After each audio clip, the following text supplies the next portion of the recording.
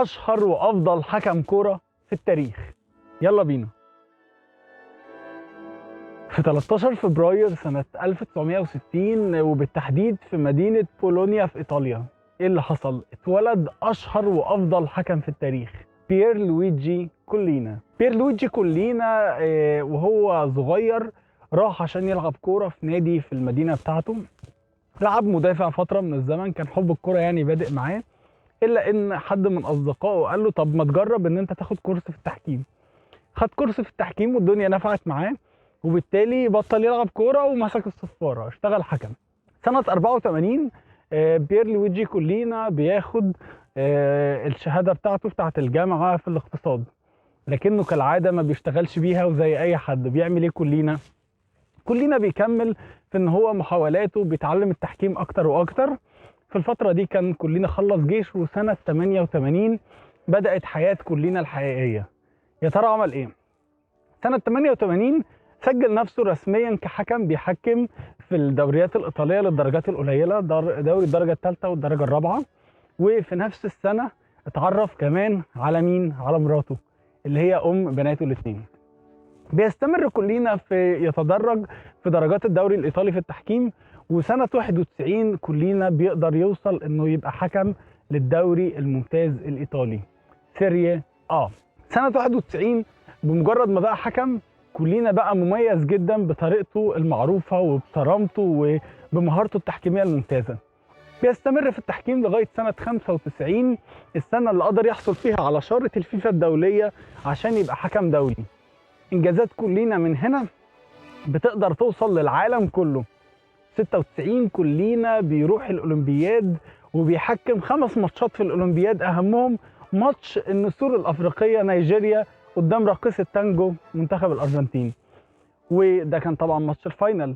بيستمر كمان كولينا وفي مسيرته التحكيمية في تصاعد، وبيحكم مباريات مهمة أكتر وأكتر محليا ودوليا. وسنة 99 كولينا بيحكم مباراة تعتبر من أهم المباريات في مسيرة أي حكم، إيه هي؟ نهائي الشامبيونز ليج. ما كانش أي نهائي، نهائي الكامب نو ما بين مانشستر يونايتد وبايرن ميونخ. النهائي الشهير طبعا اللي خلص 2-1 بجون سولشاير. النهائي ده كان مميز جدا، وزي ما فرق في حياة اللعيبة فرق كمان في حياة كولينا. الفترة من 98 ل 2003 بالنسبة لكولينا كانت فترة العصر الذهبي لكولينا. طبيعي ان انت تتوقع ان كولينا يحكم نهائي اليورو بتاع 2000، لكن للأسف ده ما بيحصلش. ليه؟ لأن كولينا لقى منتخب إيطاليا موجود في النهائي، وبالتالي اللوائح بتمنعه انه يقدر يحكم نهائي اليورو. انتظرنا كولينا بعد كده في مباريات مهمة، وفعلا لقينا كولينا في الميعاد في نهائي 2002. نهائي كاس العالم 2002 بنلاقي كولينا في الميعاد وموجود، وبيتسأل أوليفر كان في المؤتمر الصحفي قبل المباراة تتوقع ان انتوا تعملوا ايه في وجود الحكم كولينا؟ قال ان كولينا افضل حكم في العالم، ولكن هل انتوا تتوقعون ان هو بيجلب الحظ؟ فرد عليه كولينا بعد كده اما سمع التصريح وقال ايه؟ قال كلام كابتن أوليفر كان كابتن منتخب ألمانيا صح، ولكن انا مش دوري ان انا اجلب الحظ، انا دوري ان انا اطبق القوانين واللوائح. تمام كده؟ فعلا بتتلعب المباراة النهائية ما بين البرازيل وألمانيا، وحظ أوليفر كان كالعادة بيكمل مع كولينا. ايه حكاية الحظ بتاعت أوليفر كان وكولينا؟ سنة 99 أوليفر كان جون بايرن ميونخ اما خسر قدام مانشستر يونايتد.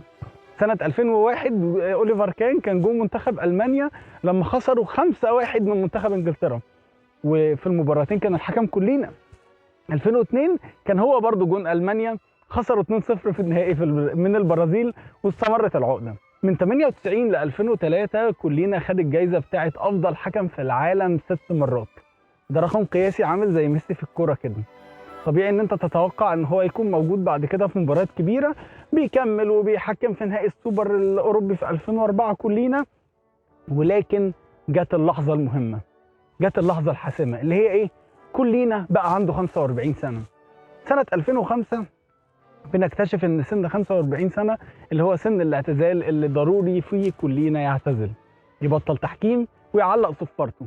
لكن اللي حصل ان الاتحاد الايطالي بيقرر انه يمد لكولينا سنة كمان عشان يقدر يحكم فيها، لكن بسبب مشاكل في الرعاية كلنا كان اتعاقد في الرعايه تقريبا مع شركه اوبل، والاتحاد الايطالي لقى ان نادي اوبل في الوقت ده كان بترعى اي سي ميلان، وكان في كونفليكت، فقالوا له انت يا كلنا يا اما تحكم في الدرجه الثانيه يا اما تفسخ عقد الرعايه مع اوبل. الا ان كلنا قرر يطلع نفسه من المشاكل دي، وقرر وقتها الاعتزال. كلنا اللي كان معروف بالنسبه لنا كلنا كاول حكم او الحكم الوحيد اللي اتحطت صوره على بيس 3 وبيس 4، طبعا قبل ما كلنا نبقى بنلعب بيس 6 لمده 15 سنه، لكن كلنا كان مميز جدا بكاريزمته المعتاده وشخصيته المشهوره. بيعتزل كلنا فعلا التحكيم في بدايه سنه 2006، الا ان هو بيفضل موجود كلنا في المباريات الوديه اللي بتتلعب خيريا، وموجود كده كمان كرئيس الاتحاد الاوكراني لفتره من الزمن، ومؤخرا هو بيشتغل في الاتحاد الاوروبي لكره القدم كمستشار تحكيمي، وبعد كده بقى رئيس لجنه الحكام. كلنا من الشخصيات الجميله جدا جدا جدا، لو انت شفته مره بيحكم مستحيل تنساه. اداؤه وكاريزمته وشخصيته المعهوده حاجه كلنا بنحبها.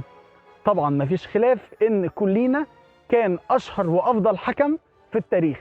بالمناسبه كلنا كان من اهم الداعمين لتطبيق التكنولوجيا بتاعه الفار اللي هي فيديو ايدد ريفري في التحكيم، واللي طورت بعد كده اداء كره القدم الموجود في العالم.